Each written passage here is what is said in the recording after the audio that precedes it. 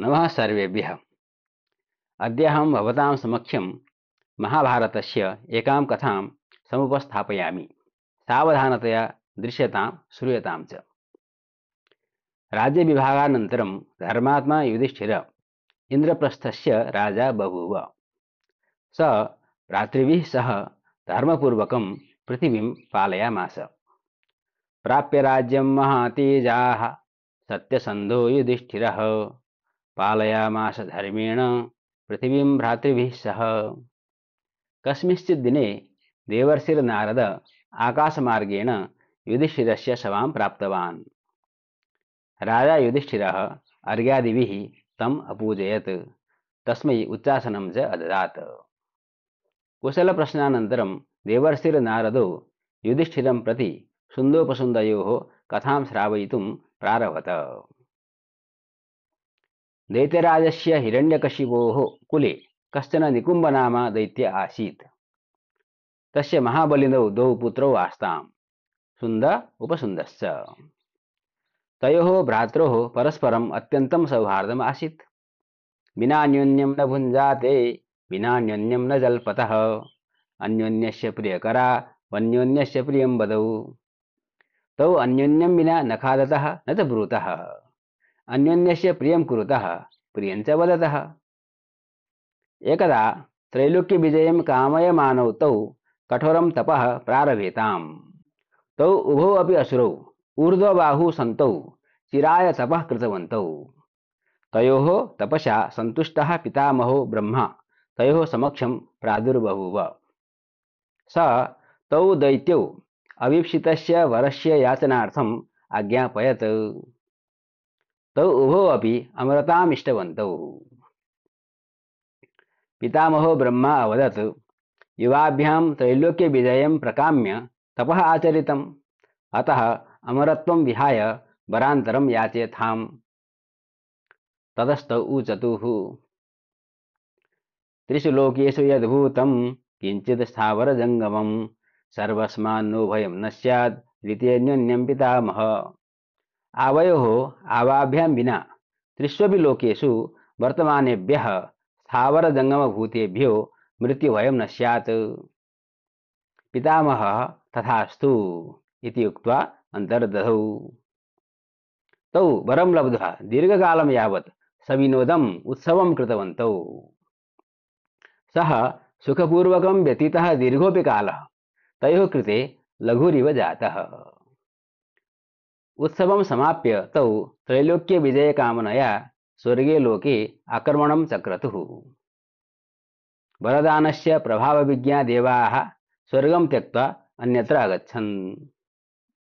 स्वर्गविजयेन उन्मत्तौ तौ असुरौ अन्यायकर्मणि अत्याचारे च प्रवृत्तौ अभवताम्। तपस्विनः ब्राह्मणान् राजर्षीन् अन्यांश्च स्वधर्मे निरतान् अन्विष्य हन्तुम् आरभेताम्। यज्ञस्य धर्मानुष्ठानादीनां च सर्वथा निषेधं कृतवन्तौ। एवं दयनीयाम् अवस्थां धर्मस्य हानिं च दृष्ट्वा अनेके देवर्षयः ब्रह्मर्षयश्च ब्रह्मलोकं गत्वा विधातारं विपद्विनाशाय सविनयं निवेदितवन्तः। पितामहो ब्रह्मा क्षणं विचिन्त्य विश्वकर्माणं समाहूतवान्। पितामहः एकस्य अतीव सुन्दरस्य स्त्रीशरीरस्य निर्माणाय तम् आदिशत्। देवशिल्पी विश्वकर्मा पितामहस्य आज्ञानुसारं दिव्याभिः सामग्रीभिः त्रिलोकसुन्दरीं दिव्याङ्गनां निर्मितवान्। उत्तमोत्तमरत्नानां तिलप्रमाणैः भागैः विरचितत्वात् पितामहः तिलोत्तमा इति तस्या नाम कृतवान्। सा सविनया सती पितामहं परमेष्ठिनं प्रणम्य अवोचत् यत्, भो पितामह, मम किं कर्तव्यमस्ति, कृपया आज्ञापयतु इति। पितामहो ब्रह्मा उवाच, त्वत्कृते दर्शनादेव रूपसम्पत्कृतेन वै विरोधः स्याद् यथा ताभ्याम् अन्योन्येन तथा कुरु। तयोः द्वयोः भ्रात्रोः परस्परं विरोधः यथा स्यात् तथा कुरु इति। ततः सा पितामहस्य आज्ञानुसारं विन्ध्यपर्वतम् अगच्छत्, यत्र तौ असुरौ मदपानपूर्वकं रममाणौ आस्ताम्। सा रक्तशाटिकां धृत्वा पुष्पाणां चयनं कुर्वाणा आसीत्। तस्याः दर्शनमात्रेण तौ द्वावपि असुरौ मोहान्धौ जातौ। उभौ अपि तां विवाहार्थम् इष्टवन्तौ। ततः अहमहमिकया एको दैत्यः तस्याः वामहस्तं गृहीतवान्, अन्यश्च दक्षिणहस्तं गृहीतवान्। तौ द्वौ अपि वरदानेन मदोन्मत्तौ आस्ताम्। तयोः स्वाभाविकबलस्यापि मदः आसीत्। धनमदेन रत्नमदेन सुरापानस्य मदेन च तौ सर्वथा उन्मत्तौ आस्ताम्। तिलोत्तमापि स्वभ्रूभङ्गिमया तौ आकर्षयन्ती आसीत्। तौ द्वावपि भ्रातरौ केनाप्युपायेन तां सुन्दरीं स्वकीयां भार्यां कर्तुम् इच्छन्तौ आस्ताम्। सुन्दः अवदत्, एषा मम पत्नी अस्ति, तव माता एव वर्तते।